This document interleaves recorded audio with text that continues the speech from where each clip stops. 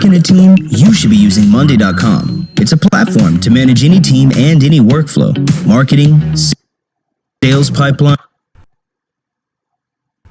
Cisterns, broken cisterns that can hold no water. That prophet got living water, watch it drip, drip. That prophet got living water, watch it drip, drip. That prophet got living water, watch it drip, drip. Watch it drip, drip. Watch it drip, drip. That prophet got living water, watch it drip, drip. That prophet got living water, watch it drip, drip. That prophet got living water, watch it drip, drip. Watch it drip, drip. Watch it drip, drip. Drip, drip, drip, Christ's blood on the cross. Or should I say a tree? Galatians 3 and 13. He redeemed us from the curse of the law.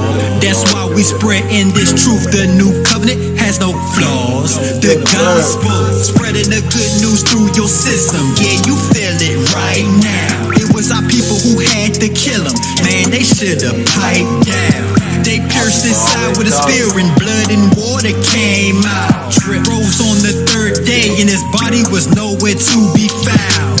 Where did he go? Where did he go? Where did he hide? Where did he hide? He's dwelling within. He said the kingdom is inside. Open your eyes, and remove that veil. The spirit forever. There's no trip if you burning in hell. No shit. That prophet got living water, watch it drip, drip. That prophet got living water, watch it drip, drip. That prophet got living water, watch it drip, drip. Watch it drip, drip. Watch it drip, drip. That prophet got living water, watch it drip, drip. That prophet got living water, watch it drip, drip. That prophet got living water, watch it drip, drip. Watch it drip, drip. Watch it drip, drip. Many would say they Hamashiach. Pay attention, they just prophet lie. If you don't know the signs when they talk, you will be in the ditch with the blind. If you come sip on this H2O, I promise that you'll never thirst again. You know what I got is that straight drop. Cause my plug pushed it, yeah, they murdered him. Everclear, Hennessy, that's what the whole world be sipping on. Real Judah, my whole team, that's who living water dripping on. You hear that slow drip to wake you up, and I let you go back to sleep again. In that water's where I find the prophets. I guess I'm something like a fisherman. Elijah had water through droughts. Hahaya put food in his mouth. He gave salvation to a Gentile, cause she let the prophet in her house. That means that drip is for everybody. Don't get caught up in religion. We need water to be purified. So how you got drip without baptism? That prophet got living water, watch it drip, drip. That prophet got living water, watch it drip, drip. That prophet got living water, watch it drip, drip. Watch it drip, drip. Watch it drip, drip. That prophet got living water, watch it drip, drip. That prophet got living water, watch it drip, drip. That prophet got living water, watch it drip, drip. Watch it drip, drip. Watch it drip, drip. Welcome to the Hebrew state of being. We are your humble servants and host for tonight. I am Kayel. I'm solo dolo in the building tonight. Esther's out doing her thing, and the young Hebrew, he is in the room doing his thing. So I'm out here doing my thing, right, with y'all. I see Tracy in the building. Oh, praise. I see my brother Adon is in the building. That's what's up, man. That's what's up. Forgive the screen for being so fuzzy, man. I'm not sure why my image is so yeah, we're gonna try and fix that camera stuff. We just getting back into the building and back into the mix. But with that said, man, it is a beautiful night. We've got a great show for you guys tonight. The show is the title of the show is Alone Time with Your Creator.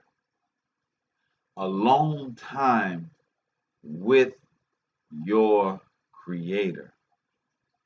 How important is it? We have a lot of things on our list of being important in this world. We have a lot of priorities that come in. Some of these priorities, we have set the pecking order for these priorities. You have mortgage, rent, you have utilities, you have car notes, you have food, you have child care. So you have pecking orders, you have priorities of things that need to be addressed before others need to be addressed. Then there's the world that throws the monkey wrench, that throws in additional things that was not planned for, things that were not budgeted for, things that really, as the old clip said, ain't nobody got no time for. Ain't nobody got time for that, right?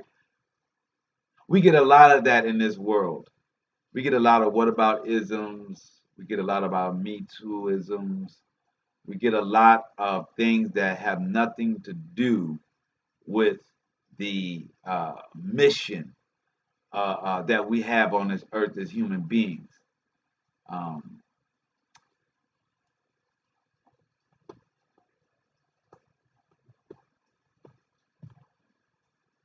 I just got a title that came back to me for a show that I had forgotten. I just wanted to jot that down. But there are many things in this world that try to sidetrack us from our priority list and from the things that are added to our priority list through family, loved ones, job, and so forth. And then there's life. These are major things that have to be put in order for you to be at peace.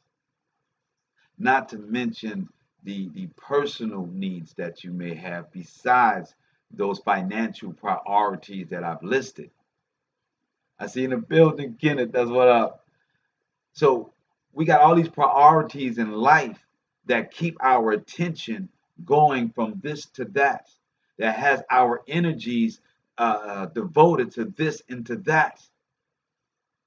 Now, no matter how you shape up your priority list, nowhere in those lists of things that I just listed was alone time with the Most High.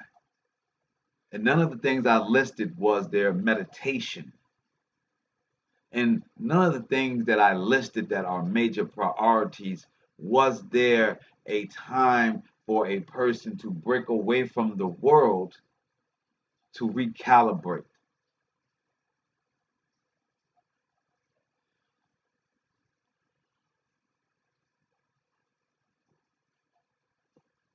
We take this for granted so much.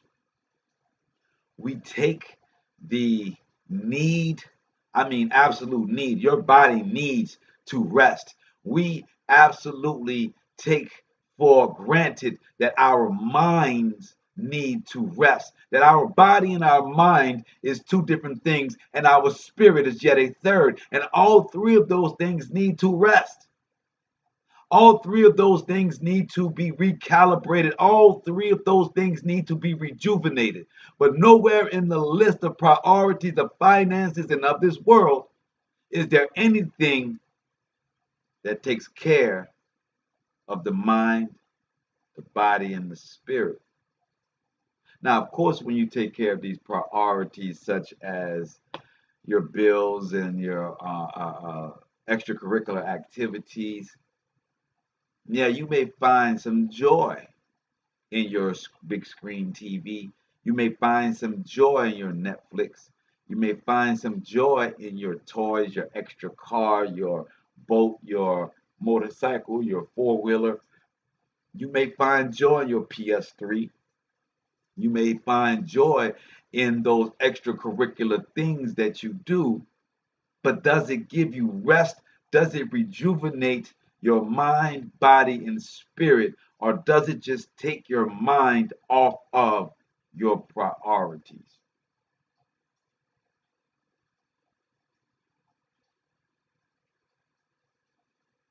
This is a question you have to ask yourself. Does your so-called recreation, does it rejuvenate your mind, your body, and your spirit?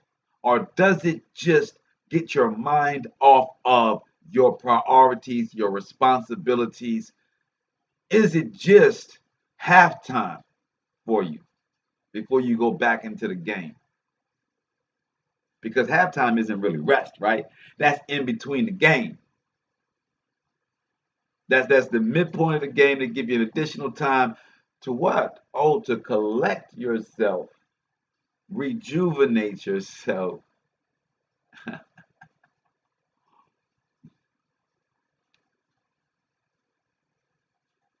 That's not real rest, though. Halftime is a recalibration, a calming, but not truly a rejuvenation. I'm giving you guys this because I really want you to understand to the depths of your soul how important it is for you to have a long time with your creator, your closet time, your we are as men, as Yehudi, are supposed to pray with our family. We're supposed to lead our family in prayer. We are to wash our ribs, our wives in the scripture and the way that we view the scripture. We are ordained or we are given the duty of doing so, to have your home to be in Amos 3 and 3. But your time, your restful time with the Most High, your recalibration is separate from the household and the rib that is in the council with the husband and the child and the children and or the Bible study or whomever, however is being done, that's not just your rejuvenation time. And for the people that come on to Hebrew State of Being, this isn't your rejuvenation time. This is your community time. This is your time where you're getting direction. This is that time where you're communing and you're throwing questions that you have because you've done your separate studies, you've done your separate understanding. Yes, that's right. The family that prays together stays together. But everybody that's in that family that comes together and pray, each and every one of those individuals, they have to have a long time to receive that information by themselves. They have to digest that information. It's not enough to know it that day. It's not enough to get the information that day. It's not enough to talk about the information that day. You have to go away. You have to go back into yourself and rehash that information. Speak that information again to yourself and see how yourself really feels about it. You heard a whole bunch of opinions about it. You asked some questions about it. You learned some new things. But how do you feel about it? How does it register with you? How do you apply it in your life? How do you see that applying this is going to level you up? Because that is your matrix. That is how you are to measure your growth in this walk. You apply the things that you learn in the scripture and you apply the matrix of, if I put this in to my life, then my life should grow exponentially. It should have a growth because I've turned away from doing something that was wrong or bad or just dormant to now doing something that I'm expecting a return from my creator. You turn from doing things that doesn't make much sense to doing them with emotional content, not doing them with anger, but emotional content.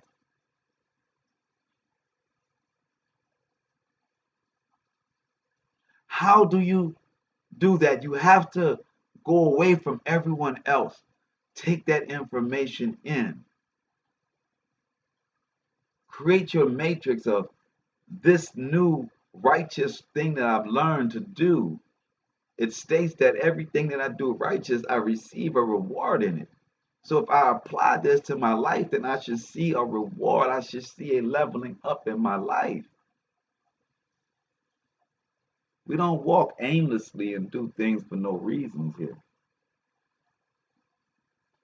Everything is for a reason. Ask my rib, she get agitated with me, but everything is for a reason. I'm not just walk for no reason. I don't just do this for no reason. I just got to have a plan. I got to know what we're expecting in the return. I see in the building, Monica, all praises. You know, I got to see things move. I'm not doing this for my health, you know, to breathe, man. I'm not got expectations. I got places I'm trying to reach in this walk. So I need to know the things that I'm applying in my walk is helping me get closer exponentially to my goal. See, that's a lot. I just dumped a lot onto you. I just spoke to you about all of your priorities financially that become the thing that is your all you see, the forest, the trees in the forest.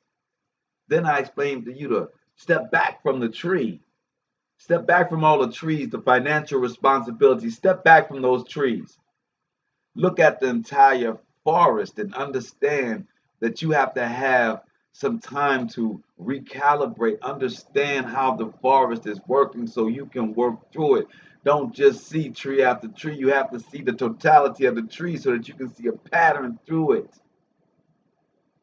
You got to see the totality of the trees of the forest in order to see a route through it. So your bills is the trees of that forest. You have to step back from that sometimes to breathe, to recalibrate, to figure out a way to get across or through this forest. I see the buildings in that. And then there's a third level. There's a up view level of this, right? After you stop being directly in front dealing with your everyday issues or your bills and priorities, and you step away, you see the whole forest. Now you can see things from a more calm or more of a boss instead of a worker perspective. A worker just knows there's trees and they get paid at the end of the day for cutting the trees. A boss knows that he steps away and he sees that there is a goal here. We're not just chopping to be chopping. We see that we can clear out this and create a mall. We can create a tour group with Monica, you know what I'm saying? And show people how we chop down this trees and create this area and how we got to the mountain. You know, a boss sees it from a different perspective. A parent sees it differently than a child does. And then we go to a heavenly view, our celestial view, and we look at it all and we see that we know we can chop all those trees down. We know that we can, from a boss perspective, plan out a successful community, all if we are following the Most High. If we are following the laws, statutes, and commandments and His direction, then we can do all those things. But the only time that you can get that, the only time you can get that connection from your creator to make you see this from a third dimension is if you have that alone time. That alone time with your creator is vital to you being able to navigate your forest. It's vital for you to be able to be successful in its times.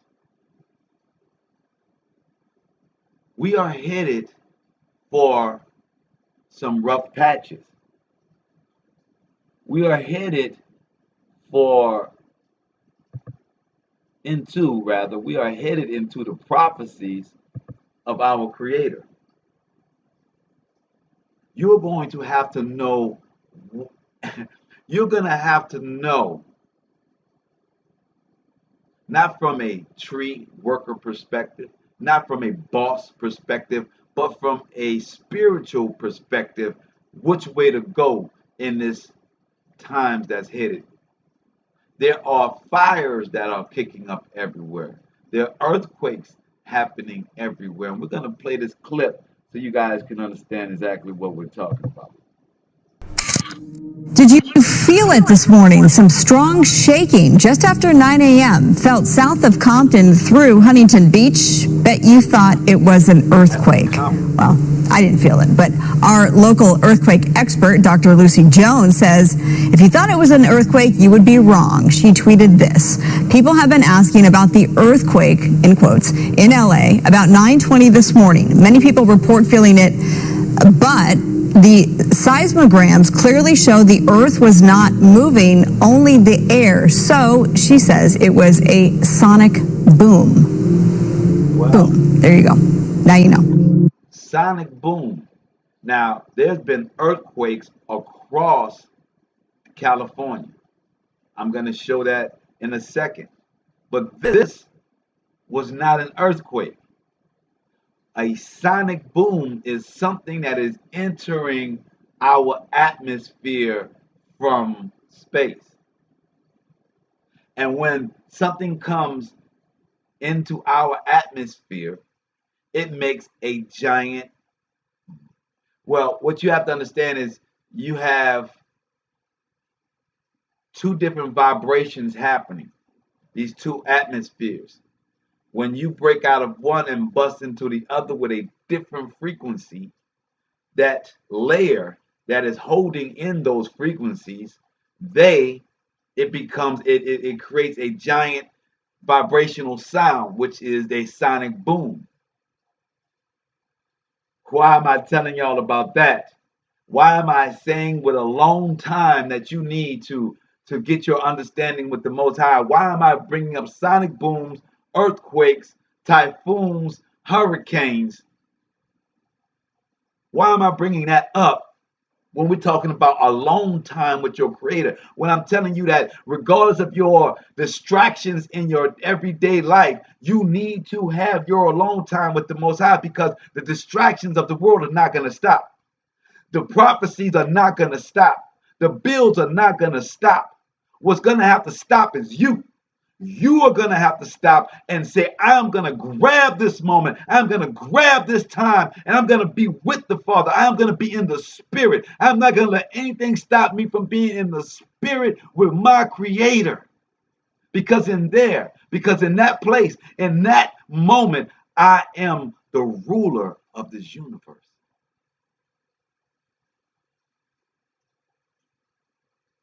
At that moment, when I steal away from the distractions of this world and Hashatan, and I connect my spirit with my Creator, and I'm in commune with my Creator, at that moment, I can bend the universe. I can bring all things and yield all things unto me, because I am in prayer with the Creator that created all things, that hears me, that listens to my cries and my prayers.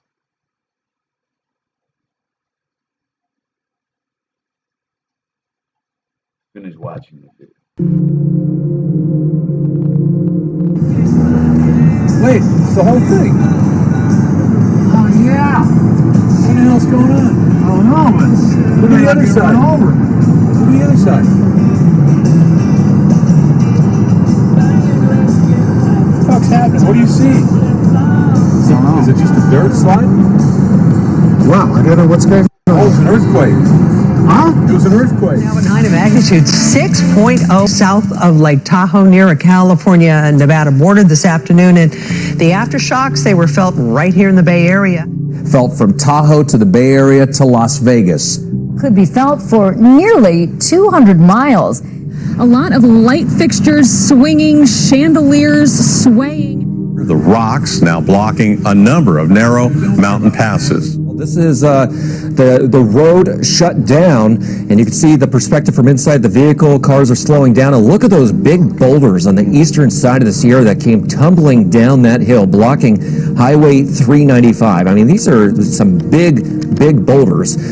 We don't know if the boulders have caused any damage to any cars, but you can see people literally like an obstacle course having to weave in and out of those boulders, and no wonder 395 is shut down. And look how far away the center of this thing is. This is way over here along the California-Nevada border. That's the size of the quake that we were able to feel it from that far away.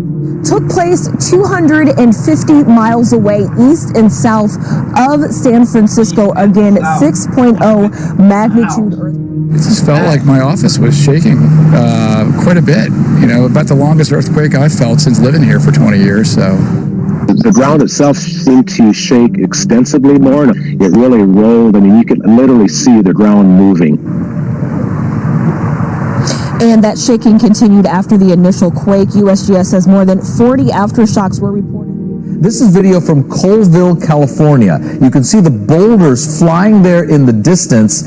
Really, that rock slide. This is near that California-Nevada border. You see all the dust up from that shot from 395 freeway. And more than 200 miles away in San Jose and San Francisco, video shows a plant. Just had an earthquake here, and it's caused my chandeliers to shake.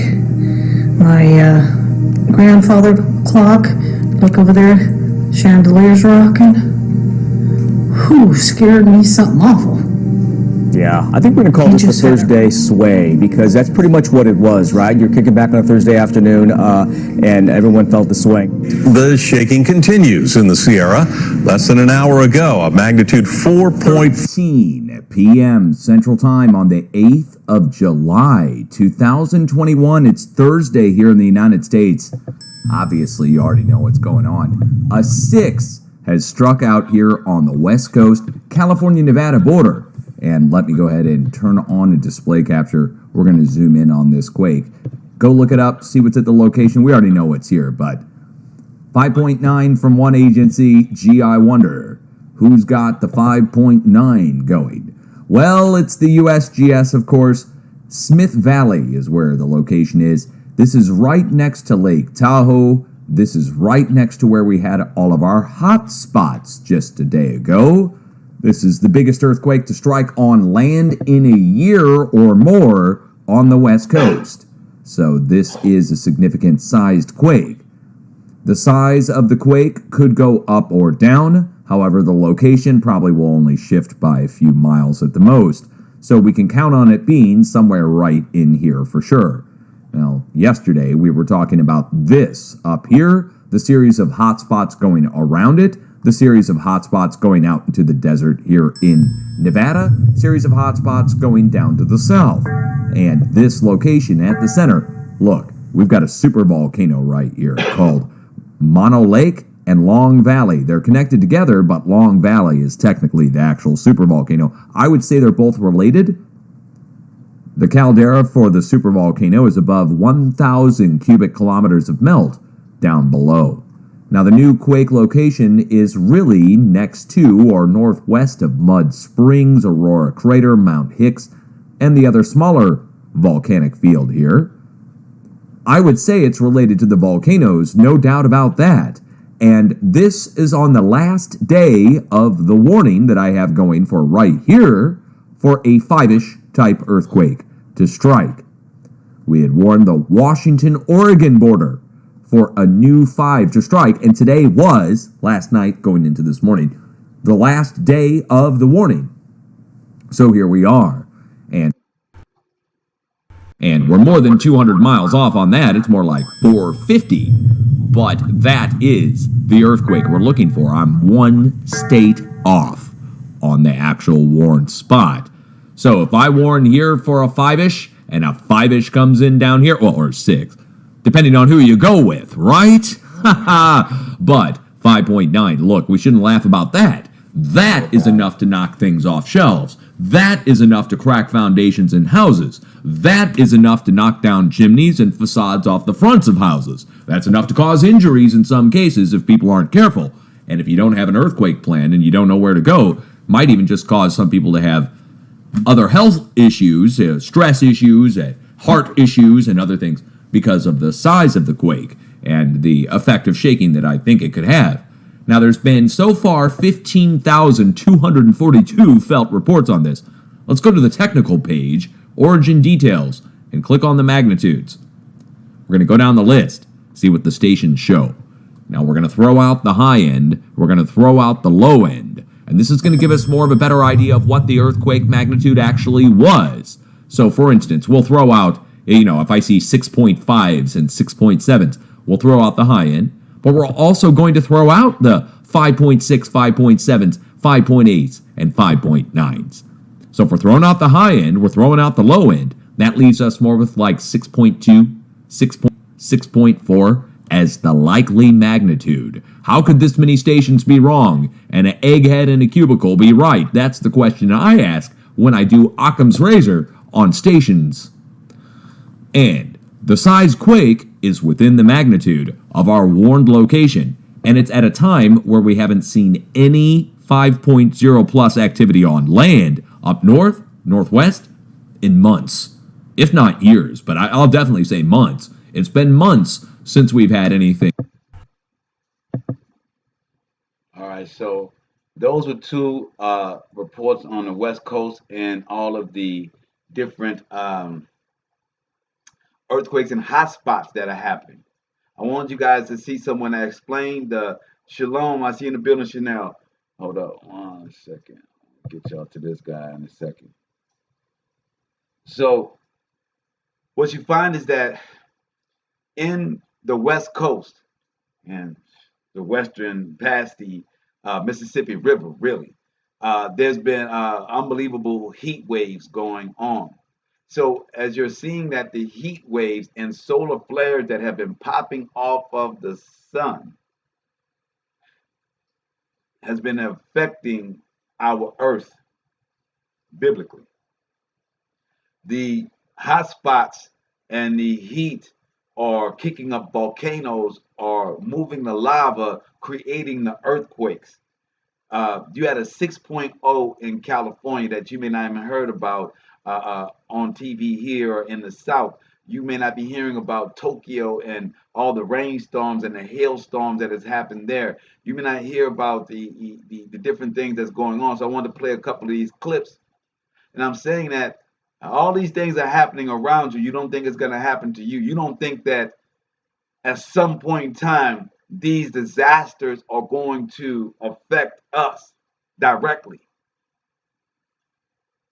Here in New Orleans, we went through Katrina. We should know not to feel as though these things aren't going to affect us as we are about to go into hurricane season, and the fact that the heating up, we just had a gas explosion in the Gulf of Mexico, a pipe where it's a big fire pit in the middle of the Gulf of Mexico. You have the heat wave that is happening that is warming up the waters, which means that we will have more intensified hurricanes coming this season. And we already have our first one, which was in Elsa in July. First tropical storm in July. I'm telling you guys about how important this alone time is with the Most High, because, baby, we need it.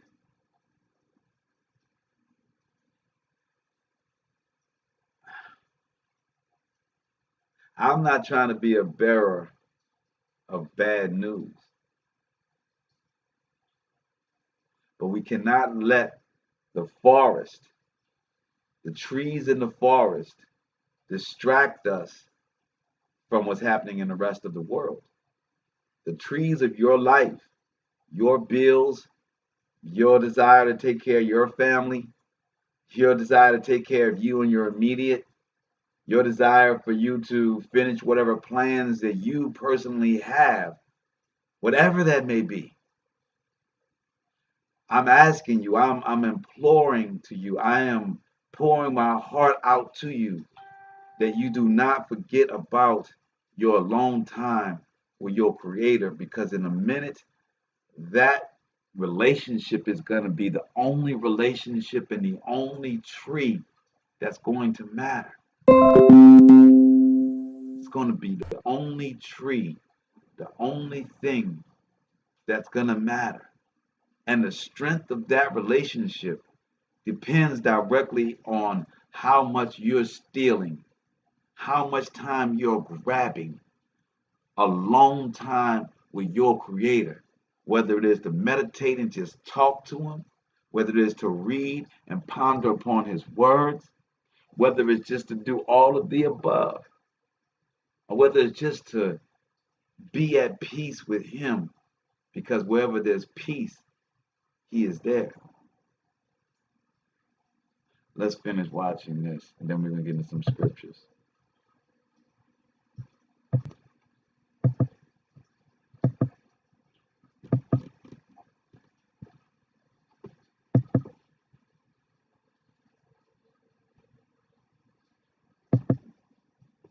Look like my glitching here. Okay, here we go.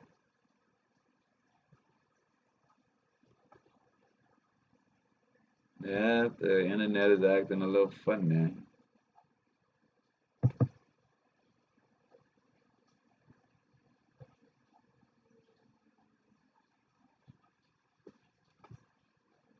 Oh, that's why.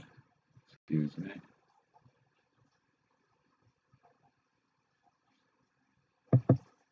On Kings Bay Naval Submarine Base.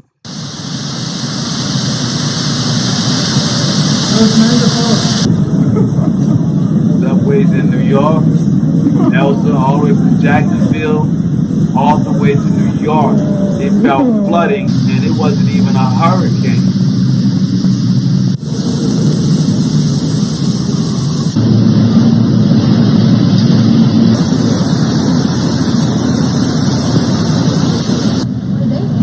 Okay, everybody's in it. He's in it. An earthquake swarm had all of us a little shook. Take a look. This is what that swarm looked like this evening. Quake after quake after quake, all starting by that 6.0 center near Markleeville.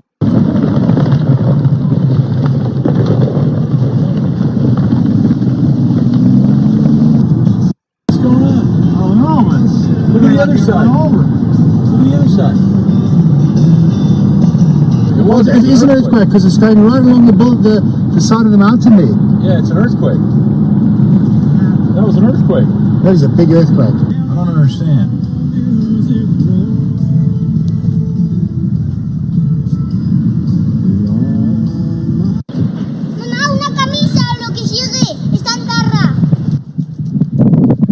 in Spain.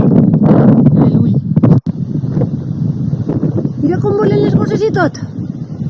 Que temor. Ostres, mira bosses, hasta un pardal antes, pardalets, pobrets.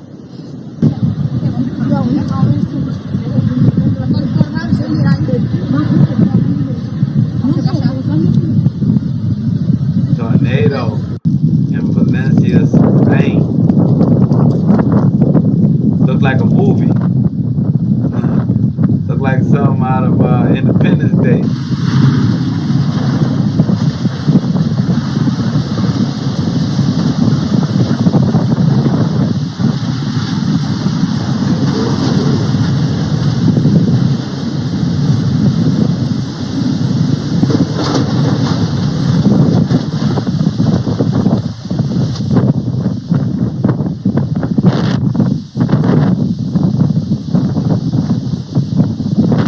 I don't believe it.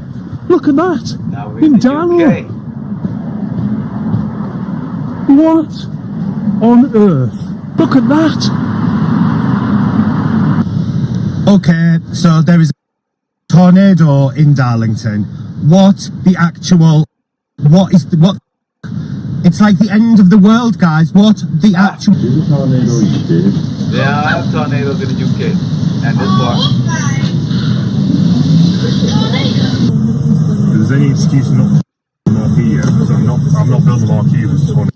Another round of heavy rain triggering widespread flooding across the city. Buildings, roads and cars underwater. The foyer at Subiaco's Vibe Hotel flooded. So inside the hotel, we've got flooding all the way down in B1. We've had some roofs collapse. The elevators are full. As you can see, the reception is, it's finished, I think, man. It's crazy. Never seen anything like it. Water streaming through ceilings and doors.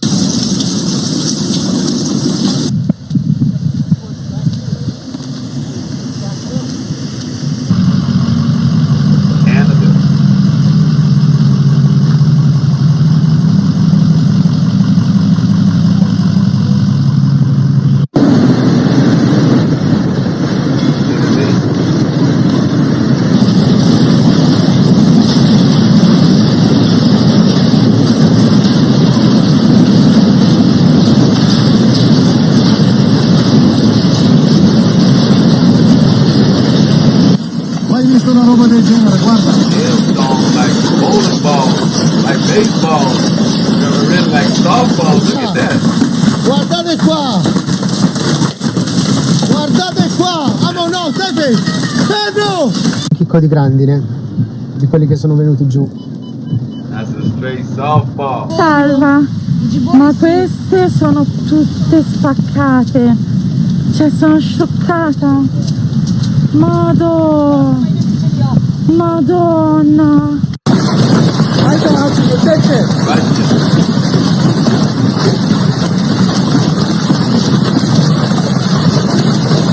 Пальцы, блядь. Пол ладони, нахуй. Вот это, блядь, градище, нахуй. Челябинский, блядь. That's a little bit bigger than golf ball there, bro.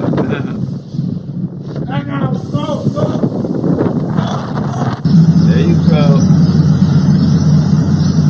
Now this is on Singapore.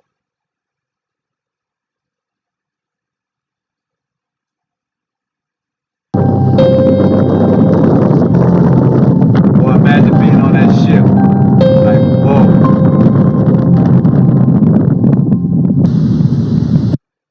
Now we in Arizona.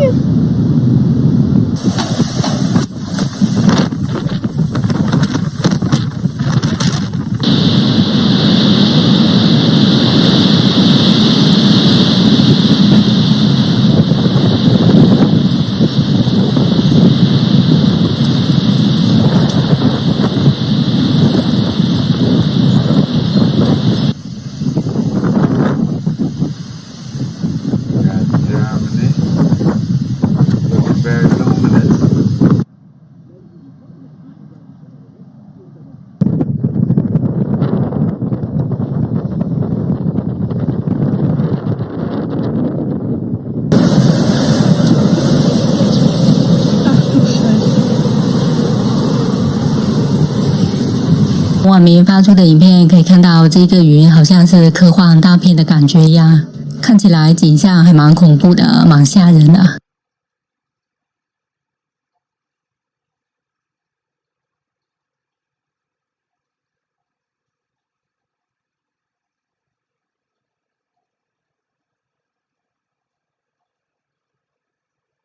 China. Who knows what's going on over there? That's interesting pictures, huh? That's quite a sky.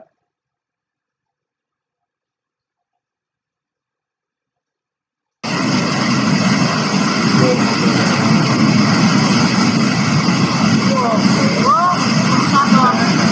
國廣西連日遭遇暴雨襲擊，至少有10條河流超越警戒線，多個城市被洪水圍。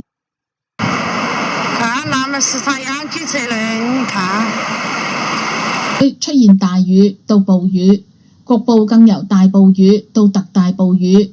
受持續嘅強降雨水影響，枝江、榕江、古怡河上游。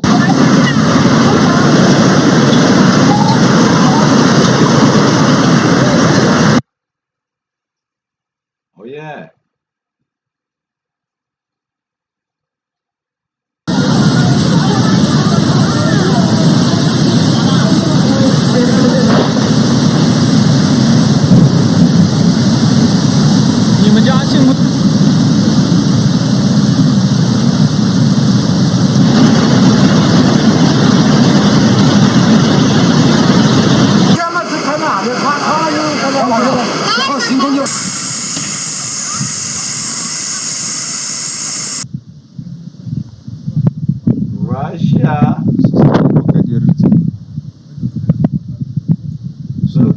Fire. We just saw hailstorms and rain. Now you got fire.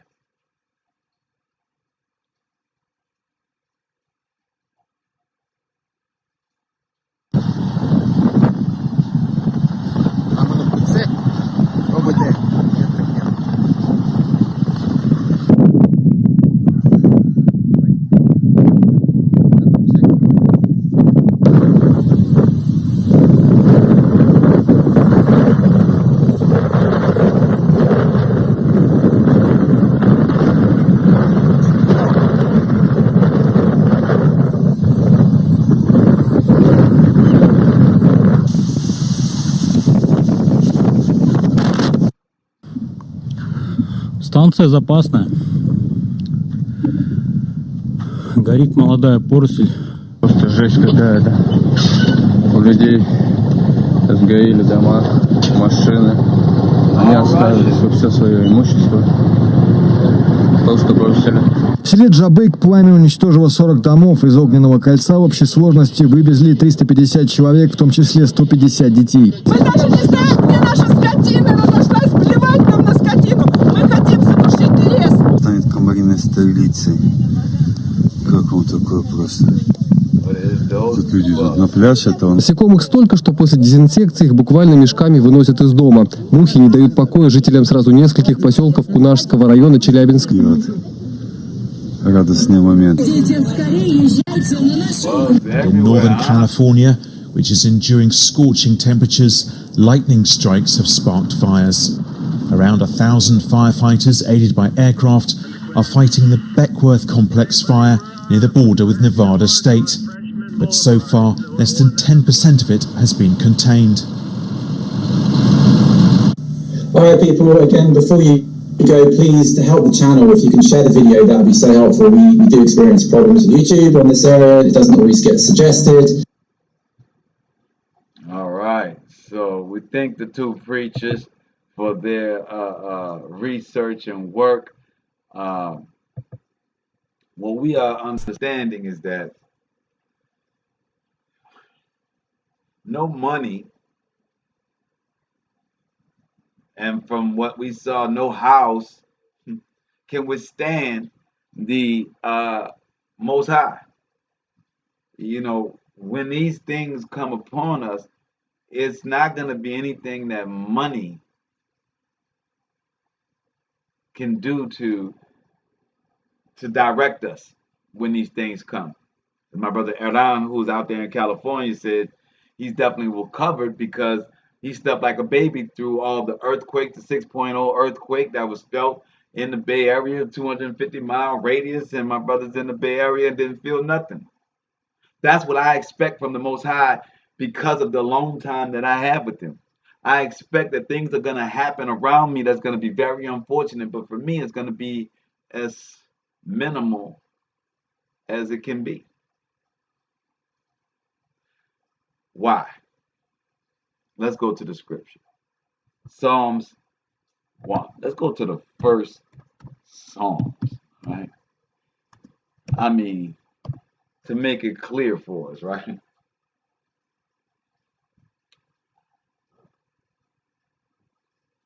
Psalms 1.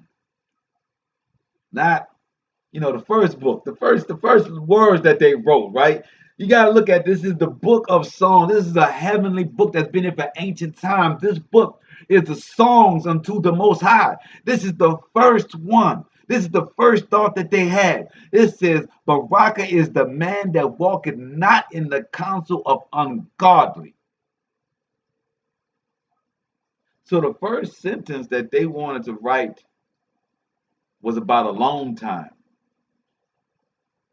That first sentence is talking about a long time. It says, Baraka's blessed is the man that walketh not in the counsel of the ungodly. That means that you're not listening to people, that you're not getting your wise counsel, your advice, your daily digest isn't coming from the world. Because the world, by definition, is ungodly because it doesn't want to be under the Most High. They're under science.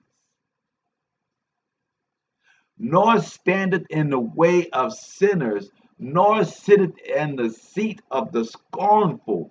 So it says that you are barakas if you are not with the ungodly, if you don't stand in the way of sinners, nor stand in the way of sinners, meaning that you are with sinners. You are surrounded and walking, standing with them like this is my G. Nor sitteth in the seat of the scornful, or sit in the seat while somebody is talking about everybody. Somebody that's got nothing but guile in their mouth. Somebody's got nothing but gossip in their mouth. Somebody's always got some problem. Somebody's always complaining. Somebody's always complaining about someone. Somebody's complaining about themselves, complaining about their life. Whatever it is, they're scornful, they're scorned. And they want everyone else to see the world scorned. So all their words are full of scorn. Most High says, Baraka is the man that walketh not in the counsel of the ungodly. Now, I want you to understand that ungodly, sinners, and the scornful people is what populates this world. It may even populate your home. Ungodly sinners that are scornful populate the world and even your home. We'll get some water while y'all think about that.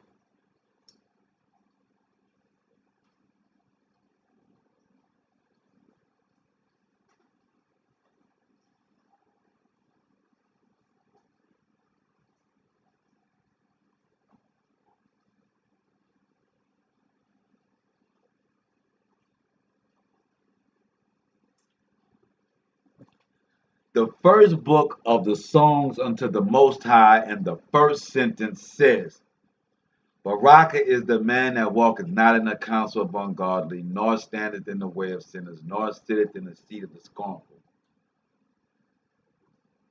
The first sentence didn't give some platitudes unto some preacher, unto some savior, to some, or to God itself, to the Creator itself. It didn't even give a praise unto the Most High in the first sentence. It told you how to be sane. The first sentence of Psalm tells you how to recalibrate, meditate, to be outside of the world. Verse 2, but his delight is in the law of the Most High. That's what he says. Verse 2, the second sentence, is that not only does that person that is blessed because he gets his alone time, because she gets her alone time and recalibrates with the Most High, but that they delight, that daughter of Zion, that Ak, delights in the law of the Most High. Leviticus 19 and 20. You know, the Ten Commandments. Then it says, and in his law do he meditate day and night. Alone time is the absolute definition of meditation. Alone time is the absolute definition of meditation. You have to steal this time. You have to steal your time, block it out, fight for it, guard it. You need to keep your time with the Most High sacred to yourself, and don't let anybody stop it, because that's where your barakas are. Verse 1, Psalms 1.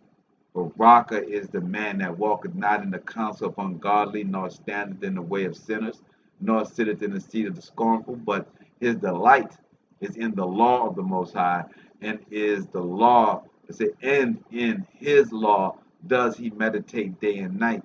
and he shall be like a tree planted. So you're standing. You're a tree planted. You're standing not with the ungodly, with the sinners, but you're standing with the Most High, planted by the rivers of water that bringeth forth his fruit in his season. So as you're standing in the Most High, waters are always around you when you're standing with the Most High. You're in his living waters. You're going to be barakas in your season. This may not be in this moment, in this day, or in this week, or in this month, but in your season, it says, in your season, you will bring forth fruit. See, you need some alone time to suck these words up, man, to really understand the depth of these words. When you're standing with the Most High, you have living water that's around you. He's going to provide. And then when it's time for you to blossom, it will be in your season for walking in his discipline. This says, his leaf also shall not wither, and whatsoever he doeth shall prosper. You hear that, Brother Adam, Brother Yawan? Your patience in the Most High, your dedication to your alone time for him telling you what to do and then doing it, you doing it, that is going to come in its season. It says,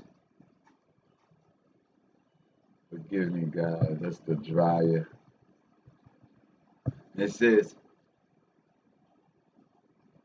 and whatsoever he doeth shall prosper. The ungodly are not so, but are like the chaff which the wind driveth away. Therefore the ungodly shall not stand in the judgment, nor sinners in the congregation, nor sinners in the congregation of the righteous. For the Most High knoweth the way of the righteous. How does the Most High know the way of the righteous? Because the righteous come unto him. The righteous meditate unto him. The righteous calls out to him. The righteous have their alone time to cry out loud and scream unto the Most High. That's how he knows who his righteous is, because they've been tugging on his coattails. Hey Pop, you see the fire's getting a little big. I ain't tripping, Pop, but the fires are getting a little high. Hey Pop. I'm not tripping on these hurricanes. I know you got me. I'm just saying that it's a lot of them happening, right? You know what I'm saying? Do you want me to make a move? That's the only reason why I'm pulling your coattail, Pops. You know what I'm saying? Do you want me to make a move? You see what I'm saying? The Most High knows his righteous because they've been hollering at him. They've been getting at his attention. And he knows that when it's time to tell him to move, they've been listening. And when he gives the order, they'll follow. Nor sinners in the congregation of the righteous. For the Most High knows all the way of the righteous, but the way of the ungodly shall perish. I wanted to go into this for all of my people out there that can't give up their New Testament. I wanted to go ahead and get y'all something tonight, help y'all out with this here. Let's go to Mark chapter 1 himself, right? We're going to go to verse 35 with it, though. Let's go to Mark 1, right? We're on Psalms 1. Let's go to Mark 1, right? Mark 1 says in verse 35, that Yasha, right? Even this thing that they have put together in the New Testament is their Jesus that we do not subscribe to because it is an idol. So you have to understand that the laws tells you what you can and cannot believe in. The law says that I can believe a righteous teacher came here and did all these things that these people talk about in the New Testament. But the law tells me I cannot worship him because he is not the Most High. Isaiah 43, when the Most High said that no God is before him, after him, or sit on the side of him, and that he is salvation. So when we read this, Mark, and we understand what they have done to the Gentiles, they have made, because he was the only one to ever say in their words that that they had the same inheritance as us. So they created a God system out of it because they were used to worshiping deities.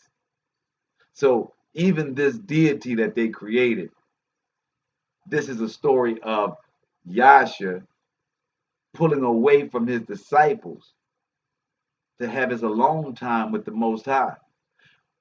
Verse 35, and in the morning, rising up a great while before day, he went out and departed into a solitary place and there prayed. They're talking about Jesus. They're saying that he, even though he was leading all the 12 disciples and he was a deity, half God, half human. Joseph is not the daddy, as they say, right? He's a half deity, half human. That this deity, this God that was on the earth, had to have alone time. Had to have alone time with the Creator. I asked the question, how are you better? How you don't need it? How can you go through your week, through your month, through your year, through your day, and not grab a moment to block out all noise and talk to him? When the person that they say is a deity, is a God, is the salvation, that's what he did. And Simon and they that were with him followed after him, and when they had found him, they said unto him, all men seek for thee. Now for you, that would be in your regular life, you would say, I got all these bills, I have this thing I have to do, people trying to get at me, people depend upon me, I gotta do schedules, I gotta hire, I gotta fire, I gotta organize, I got all these things going on. I'm balling. Big balling chemoside. They say, and when they had found him, they said unto him, all men seek for thee. And he said unto them, let us go into the next town that I may preach there also, for there came I forth. And he preached in the synagogues throughout Galilee and the coast, and cast out devils. So he didn't, answer them, did he? He didn't answer them, did he? He just said, whatever, man, let's keep it moving. Look. See, your alone time with the Most High isn't up to debate with nobody. That's the point of this. That he didn't answer to his 12 disciples. That he knew what he had to do to keep himself rejuvenated, recalibrated, and in the spirit of the Most High. He had to go and do that. It's not up for debate. I don't have to discuss with anybody about my alone time or how I look while I'm in my alone time.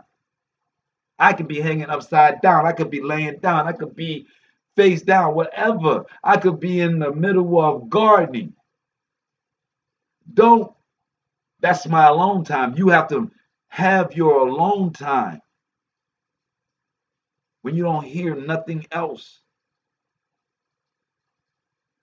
No music, no preacher, no talking head like me yapping at you. Not your wife, not your husband, not your kids, not your parents. Time for you to check in. This is critical for when you need to know which way to go when things happen that your money can't get you out of, where your guns can't get you out of, your knives can't get you out of, your quick thinking can't get you out of, your hips and your tits and your ass can't get you out of. You're gonna need to recalibrate and know how to walk with that spirit to navigate to your safety, to your refuge. Even the guy that they made this God thing, all that Jesus thing, even that little dude, if he was so powerfully connected and was the one, why did he have to break away from all these fools to get himself recalibrated, rejuvenated, and in the spirit? It is critical. It is absolutely important, or importante, as they say. Let's go to Matthew. One more of these New Testament things just to prove the point here. We can get some real. Matthew 6, verse 6.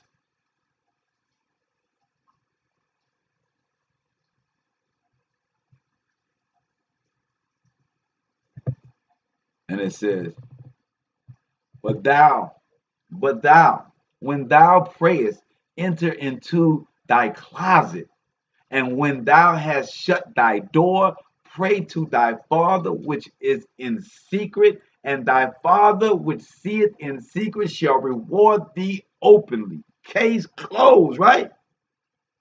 I mean, that's what I've been saying. I've been leading up to all of that tonight. It's 10 o'clock, right? We came on at 8:40, 8:50.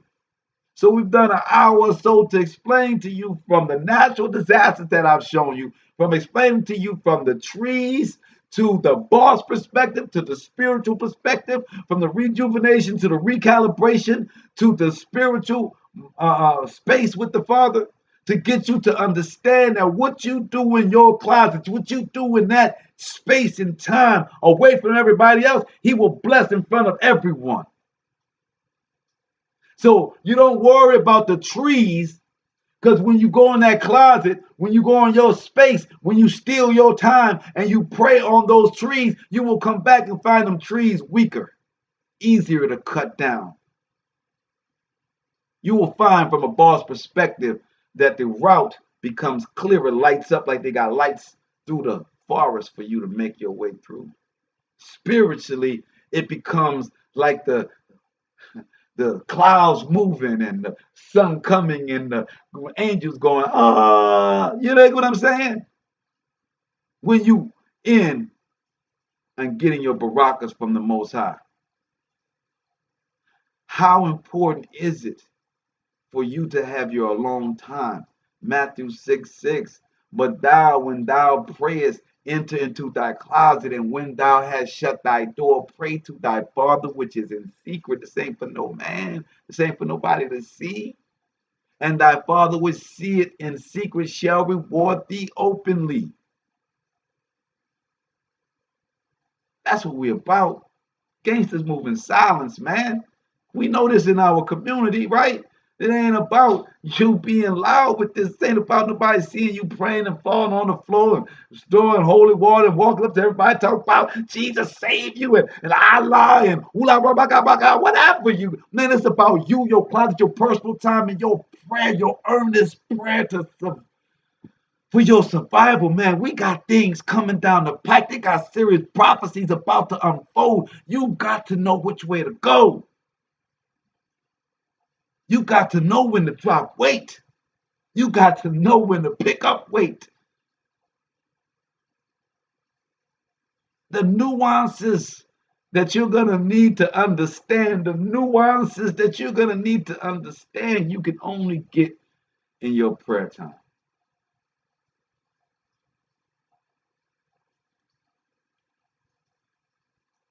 Verse 7. But when ye pray, use not vain repetitions. Don't just be screaming out some prayers that they gave you, as the heathen do. Don't be chanting like the heathen do. Don't be repetitive with your rosary beads like the heathen do.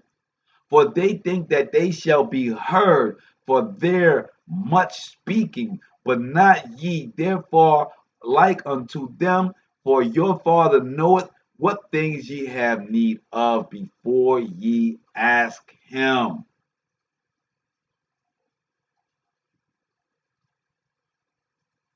The Father knows what you want. He wants you to just come to him.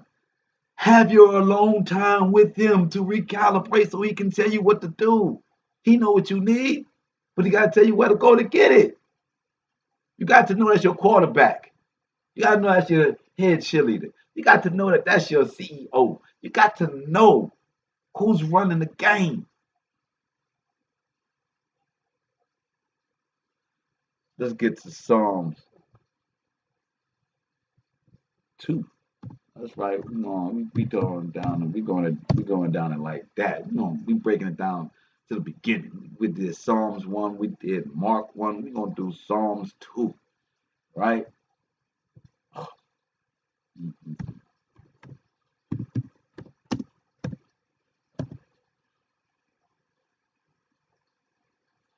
And it says, "Why do the heathen rage, and the people imagine a vain thing?" We just talked about that the heathens are not like us, and that the heathens run with their repetition, with their prayers aren't heard. So when it comes back in Psalms 2 and it says, "Why do the heathen rage, and the people imagine a vain thing?" Because they're spitting these prayers that mean nothing, because nobody's connecting to the Most High. They're not having a long time. They're not meditating. They're not being real with Him. You just thinking that you're adding in a combination, and that combination says that's going to give you a Twinkie. Just like you do on a vending machine, B3 Twinkie. That's what your prayer is. Oh, I need to pull down the Our Father. Oh, I need to pull down I lost something prayer. I need to get a saint prayer. And you just dialing in B3 and get a Twinkie. Most of us say, man, I don't work like that, partner. I don't know what you think this is. I don't know what you think this is. But I created you, and I am the living. I'm not a robot. I'm the living Allahayim.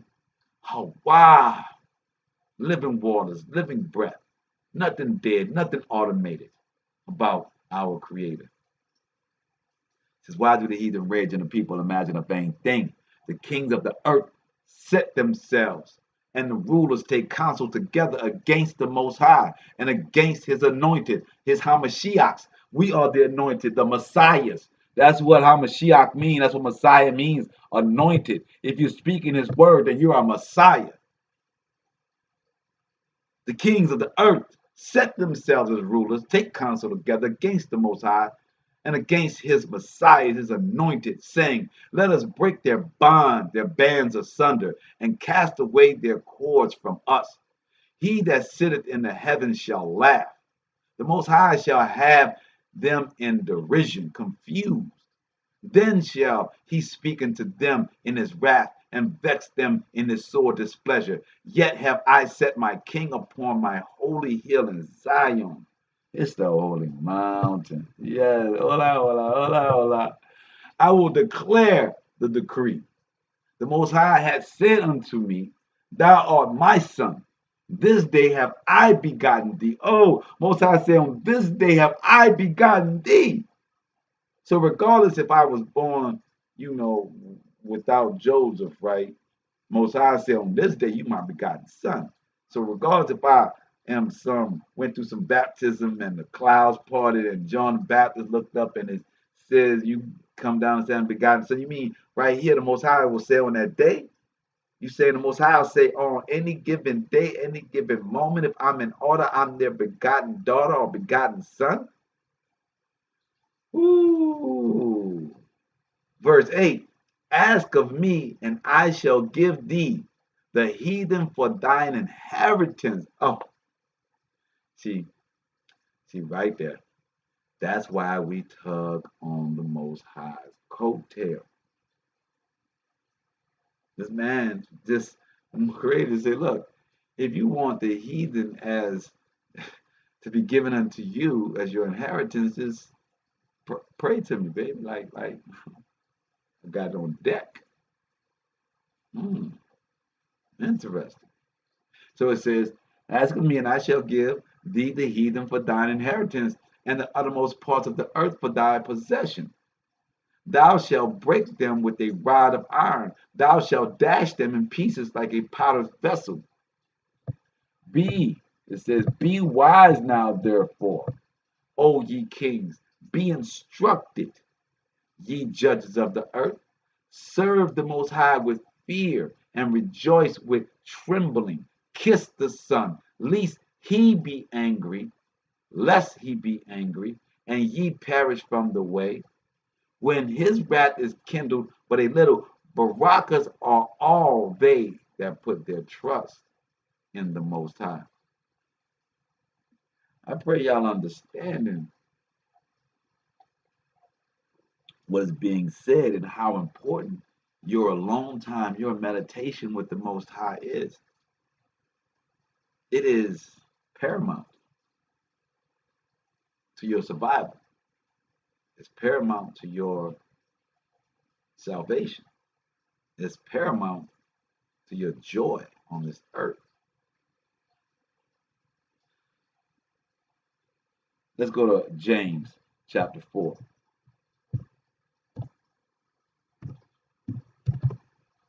We're going to James 4, verse 8.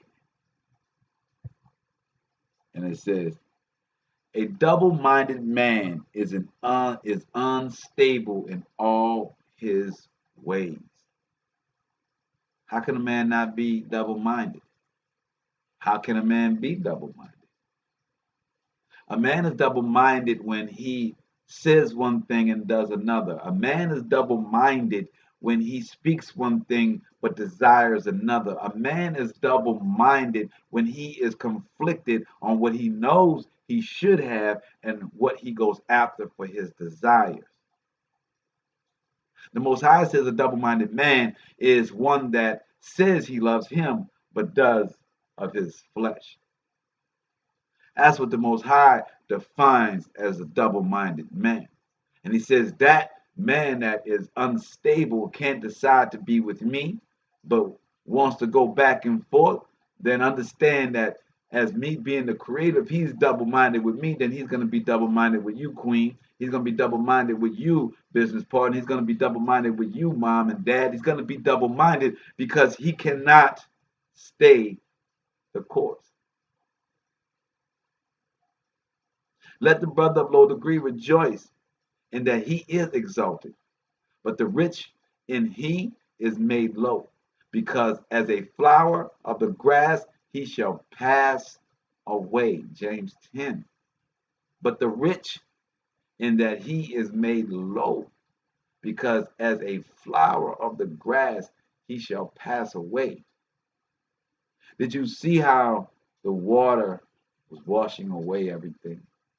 Did you see how the earthquakes making the rocks slide?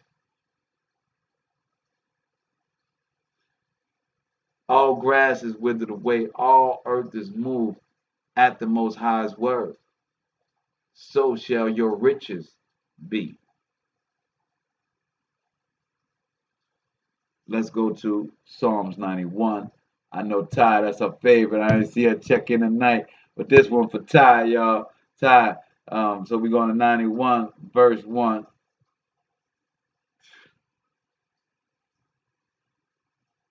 Oh, wow. I just put that in there. My bad. I think I got to put more words in there. Okay.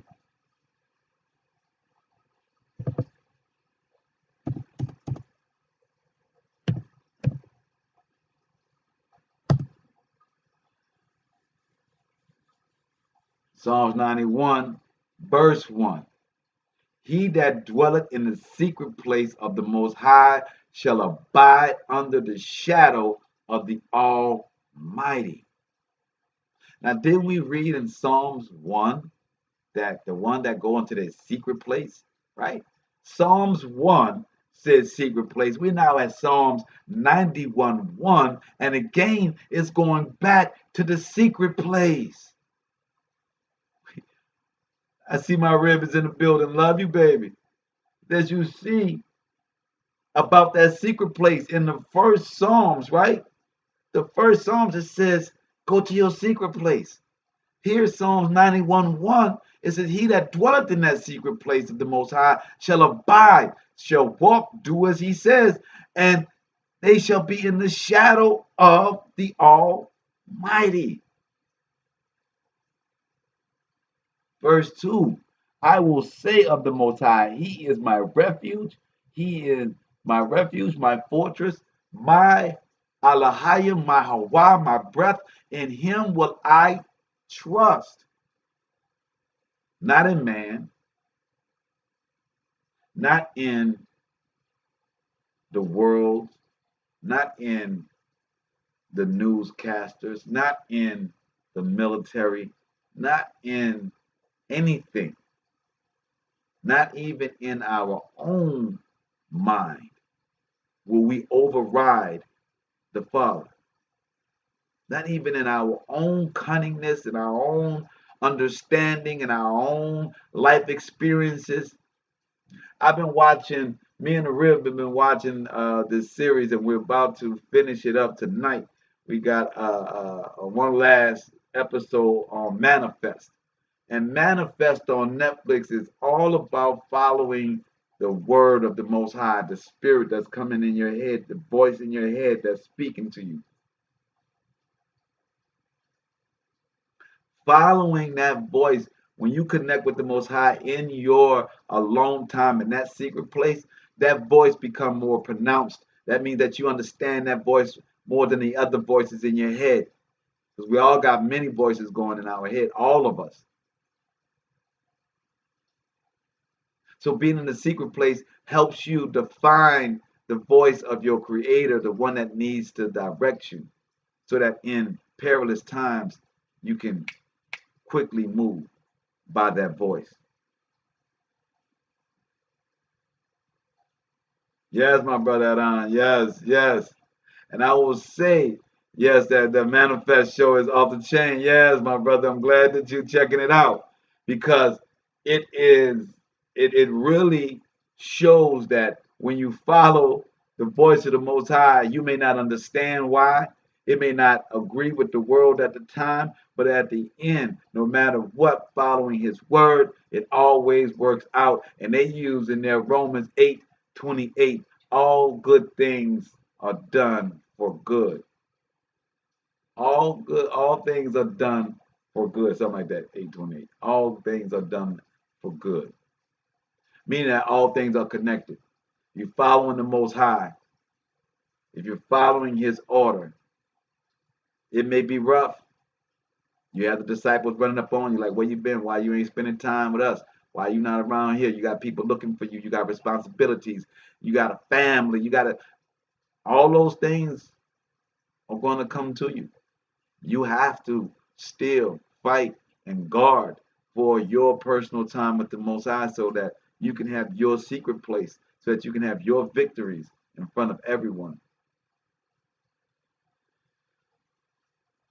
Let's go to Isaiah 41:1. Oh yeah.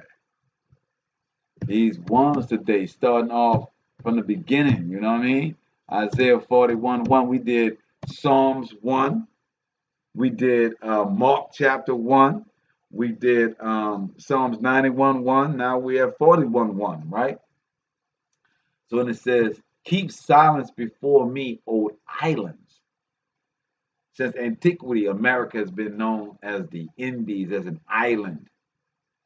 And let the people renew their strength. Let them come near, then let them speak. Let us come near together to judgment.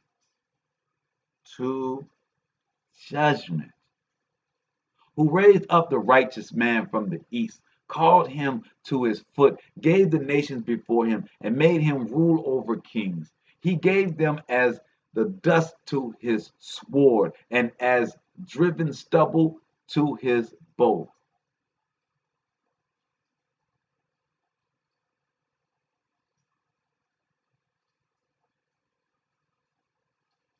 And it says, he pursued them. He passed safely, even by the way that he had not gone with his feet. Who hath wrought and done it? Who done it? I seen the building, Janice, and baby dolls in the building. Who hath wrought and done it? Calling the generations from the beginning.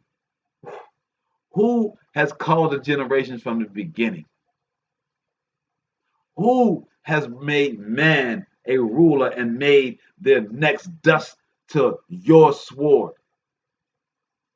and stubble to our abodes? Who pursued them, right? And passed safely, even by the way that they had not gone with this feet. Meaning, even though you haven't gone to the lands with your feet, you're known and revered. Because in 4 it says, who has wrought and done it? Calling the generations from the beginning, I am the Most High, the first and with the last, I am He. That's who you getting. And when you're in your alone time, that's who you're talking to. That's who you're conversing with in your alone time. Let's go to Isaiah chapter 2.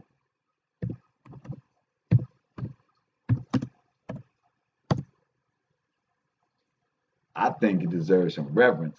I think that you may want to carve out that time to speak directly with him instead of talking about him and hearing about him. You might want to talk directly to him since he's dealing with your life in such a manner. I think you may want to get to know him and see what he's really trying to get at you instead of just going on about what you are doing and thinking that your mind is figuring everything out, thinking that your smile, your finesse, your wit, your hips, your muscle, your aggression, whatever you think that you possess that have gotten you through this world, trust me, it pales in comparison to you humbling yourself and going to your creator and having him fight your battles. You got no talent on him, on the creator. Trust in that. Isaiah chapter 2:17 says, and in loftiness of man shall be bowed down, and the haughtiness of men shall be made low. And the Most High alone shall be exalted in that day, and the idols he shall utterly abolish.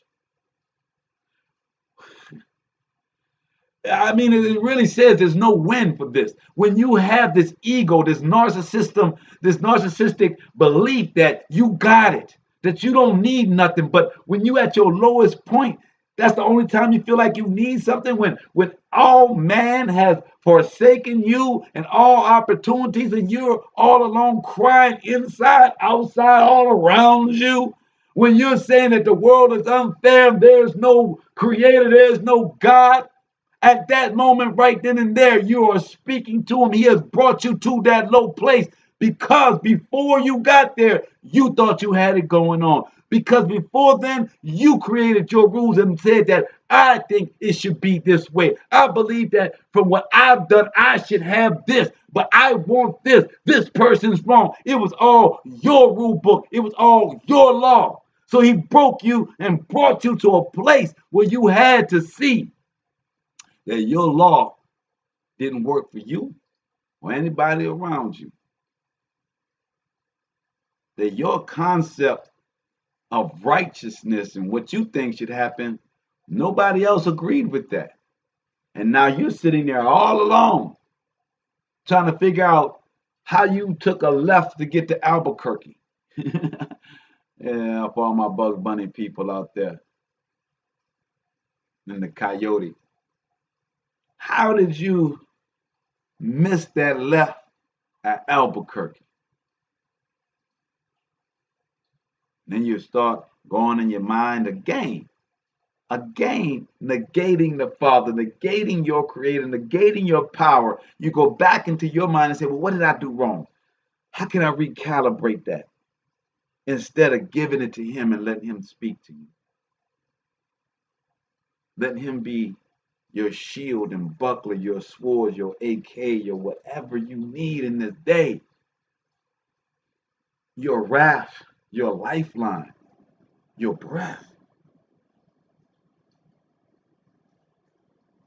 Isaiah chapter 2 verse 17 says, and the loftiness of man shall be bowed down, and the haughtiness of men shall be made low. And the Most High alone, the Most High alone. Why man won't be with him? Because man forsook him, but not the ones that's walking with him. We already got our spot. He's already sent us, but we need to go. We already got our house on the hill that can't be hid. Let's go to Revelations, right? That's the big thing we're talking about, end times, right? See what Revelations have to say about it. Revelations chapter 3, going to verse 20. Remember, we talked about standing, right? Most High said you can't stand with sinners, right? You got to stand with him, right? Well, it says, verse 20 of Revelations chapter 3 clearly states, behold, I stand at the door and knock. If any man hear my voice and open the door, I will come in. Oh,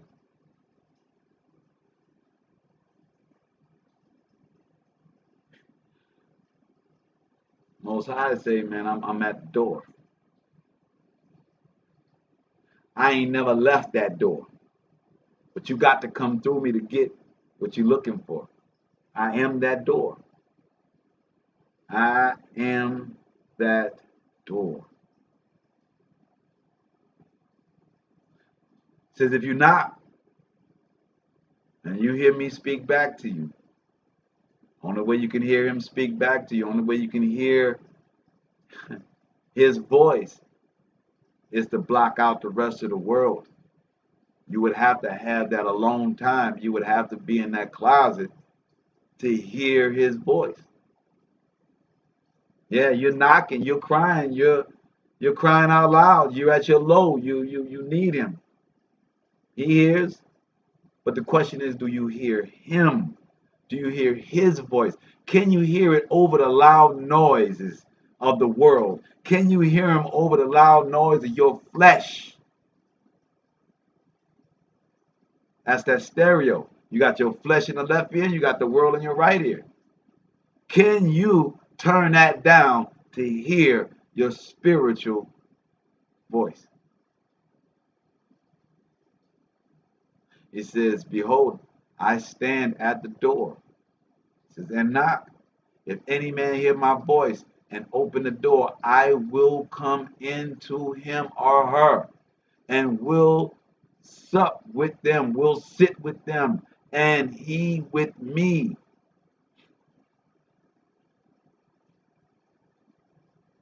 Most High say, if you lay up there and won't sit with me, I'm gonna sit with you. I ain't gonna beg you, partner. I'm gonna break you. I ain't gonna beg you. See, that's that. To me, I liken that whole concept of Jesus and Yasha, the Old Testament, New Testament. See, the New Testament tell you he begging for you, he pleading for you. Old Testament tell you he been there. He ain't got to plead with you. He in the same place he said he was gonna be at. His covenant is there. It ain't never gone anywhere. Most High said, I'm gonna break you to come back to me. I'm gonna break you. I ain't gonna beg you. I'm gonna break you to come back to me. Because every time you go back to him, you are broken. Are you not? Are you not broken when you go back to him?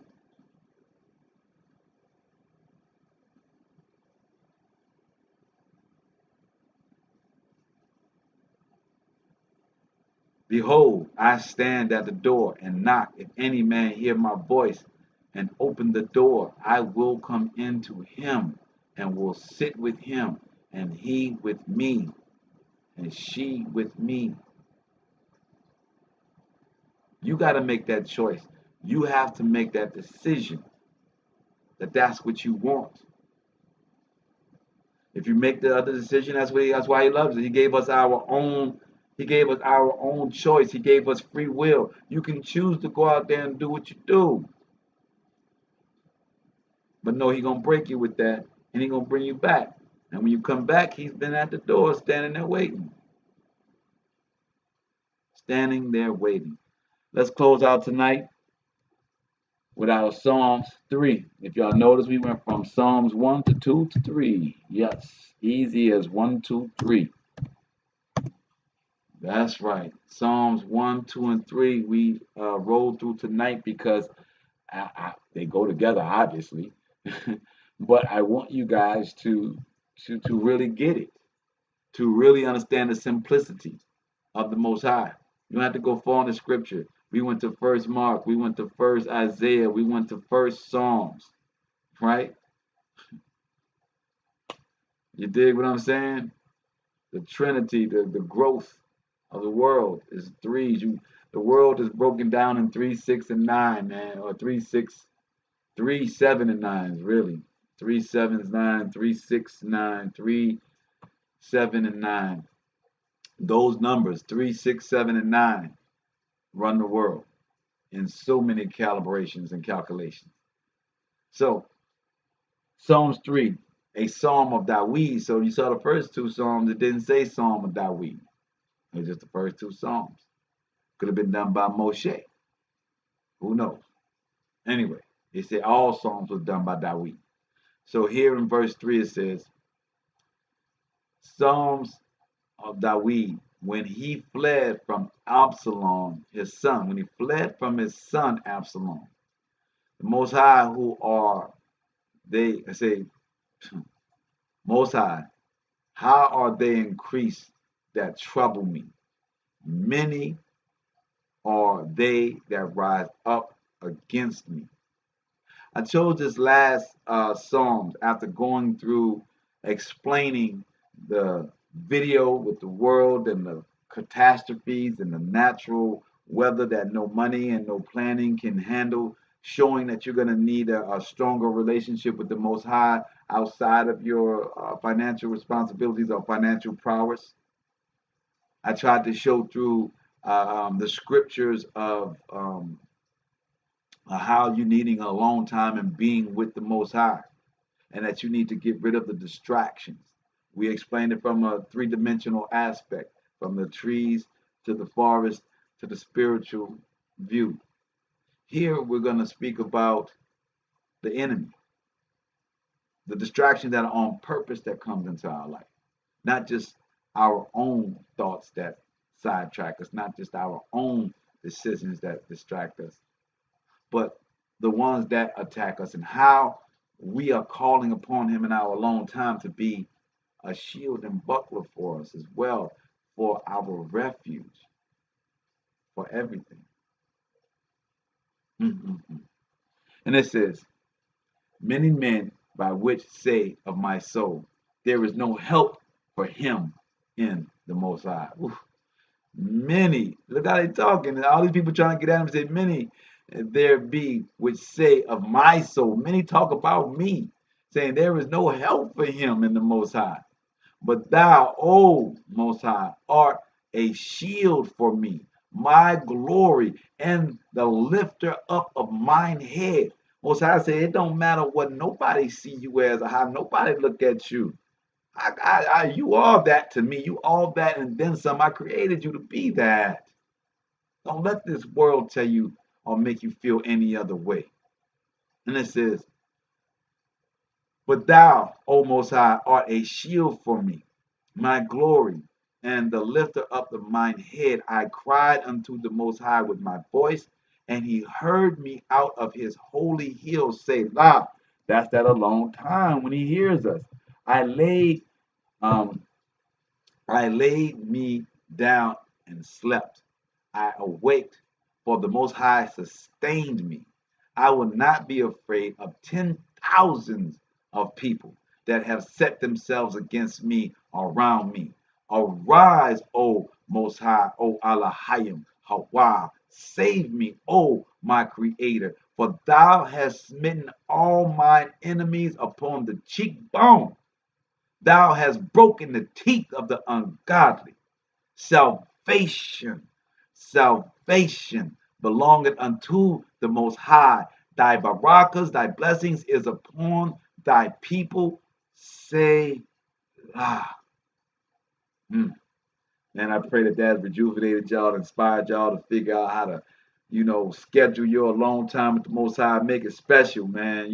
Get everything right that you need. Block out the world. Take your 20 minutes here. Take your hour here. Take your 2 hours there.